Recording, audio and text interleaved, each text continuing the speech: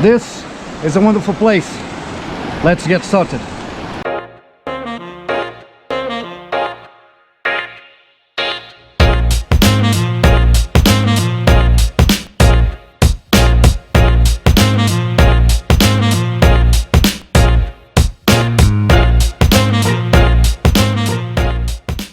Hello to you all, welcome to my channel again.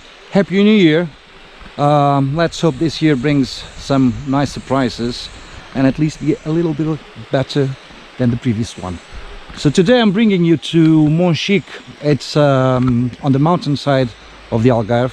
Not too big of a mountain, we're talking about 900 meters high, the second highest place in the Algarve.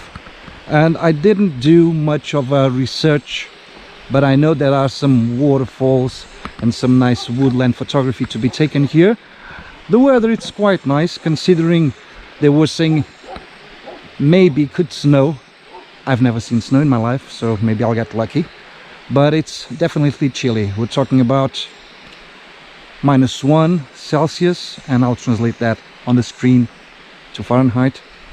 And it's nice. It's a nice place. So let's go on a journey today to take some pictures.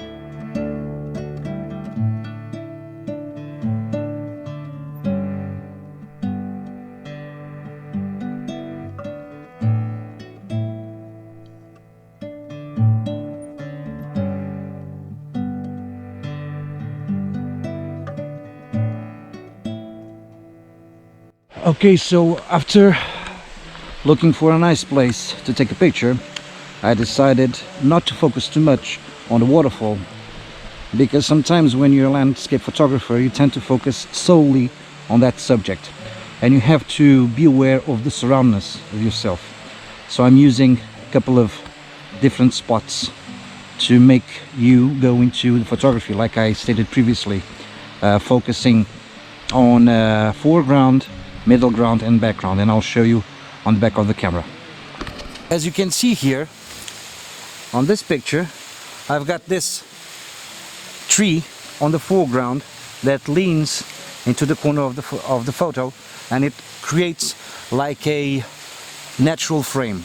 Then I've got on the middle ground the waterfall, and finally on the background I've got that big rock. So I'm using now f/16, like I told you before, to get everything clear from the foreground till the background. If I had a wider aperture, I would lose focus and only get the focus on the designated area, and the rest would be out of focus. And I'm using the shutter speed of half a second. Maybe I'll get some dragging of the water, and I'll show you in the computer. See you in a bit.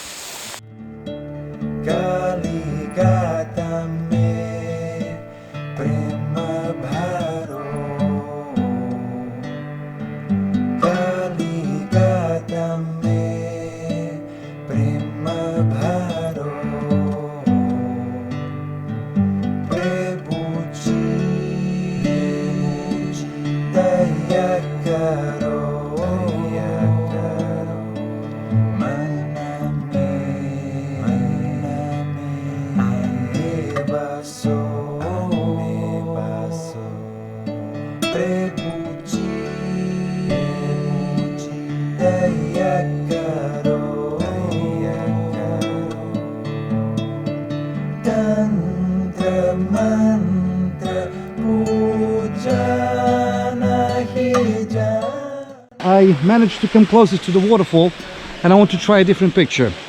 Now I'm using a 10-stop filter, and a 10-stop filter will reduce the amount of light that hits your sensor quite a lot. So in order to use it, you need to put your shutter speed to a lot of time, like 30 seconds, depending on the light you're getting. So on this picture, and I'm putting my camera, as you can see, quite low. That's the thing in photography. I'm using 30 seconds exposure, f9, ISO 100. And you might think, okay, this guy is completely nuts. He's putting the camera quite low. And why is that? It's all composition. Usually if you take pictures on your level, people are used to it, so it doesn't strike as hard. Whilst if you do different angles, it will make people think a little bit, take a little longer to look at your picture. So let's see how this picture comes up. Shiva Shankara Namah Shivaya, Shiva Shankara Namah Shivaya, Shiva Shankara Namah Shivaya.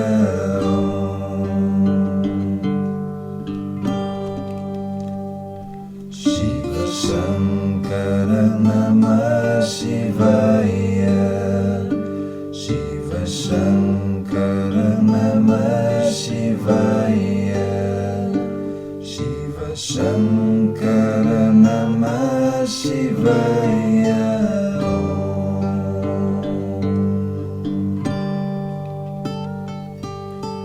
Om Namah Shivaya.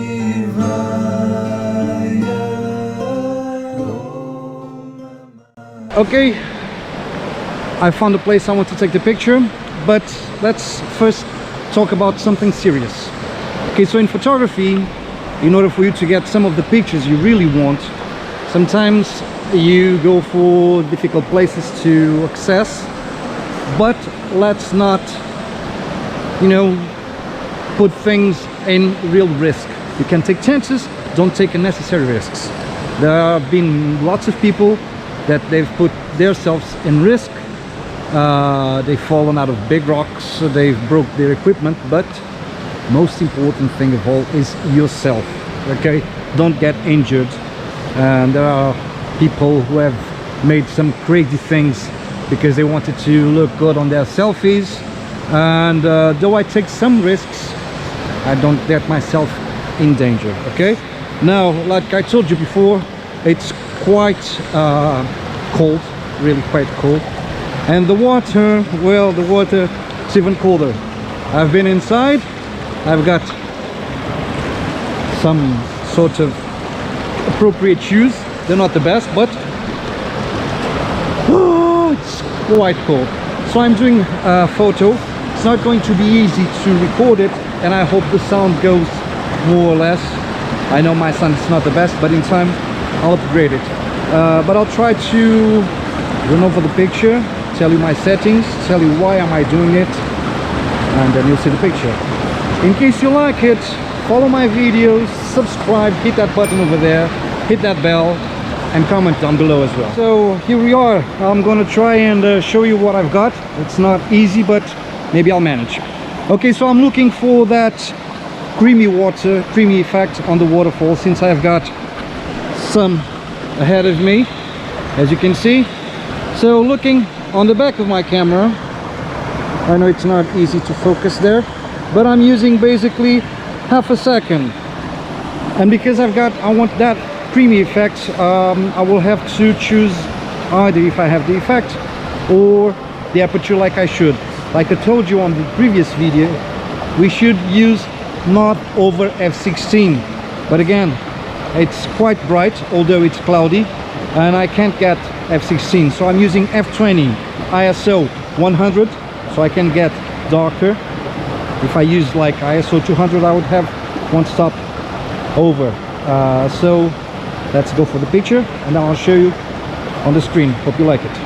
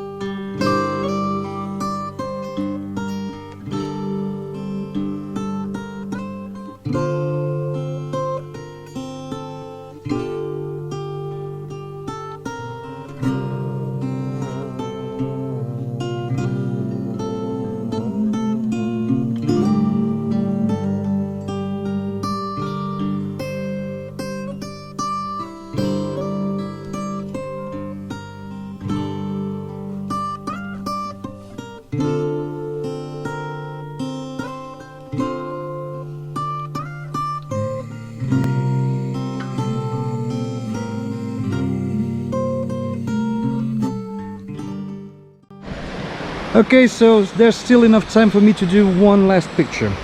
The photo I'm going to do, I'm going to use that HDR technique I told you before, where you have to put at least 2 pictures with different exposure settings, so you can get them together, merge them on Photoshop, on Lightroom, and then you have the best of the dark lights and of the highlights, shadows, whatever you want to call them. So in this particular scene, I'm going to show you on the back of the camera, I'm going to use 3 photos rather than 5, which I used last time. And why is that? Because the dynamic range on this particular scene is not too big, so there's not a big difference between the shadows and the highlights, because it's overcast. So I think I'll manage with just 3 pictures. On top of that, I'm gonna tell you the leading lines I'm using here. Some are natural, some are man-made. So as you can see here on the back, I think I can show you. On the back of the camera, you can see there are some leading lines from those rooftops of the mill that lead you straight to the waterfall and to the trees. And on the bottom, you've got here a triangular zone that will take you again to the center of the photo. Also, don't forget to use the foreground like I mentioned, and then you've got the richness of this green here. And so again, and going back, 3 pictures. On this case I'm using, let me see, f16, because I want to get to the end of the picture with everything crisp. f16, and in terms of time it's 0.8 of a second for the darkest exposure, and that's 1. Then I have to go for the middle exposure, so the proper exposed picture, which reads 1 second 1/6. Click, there's the picture.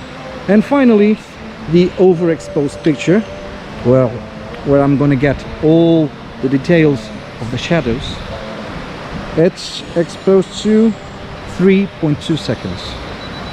When I get those 3 pictures, I then can extract all the detail from the highlights, from the shadows, get them together again on Photoshop, Lightroom, whichever sort of software you use to do your editing, and then it will be a nicely exposed shot with a lot of detail in both the shadows and the highlights. I hope you like it. Don't forget to subscribe, like and comment down below. Paulo Viegas, cheers!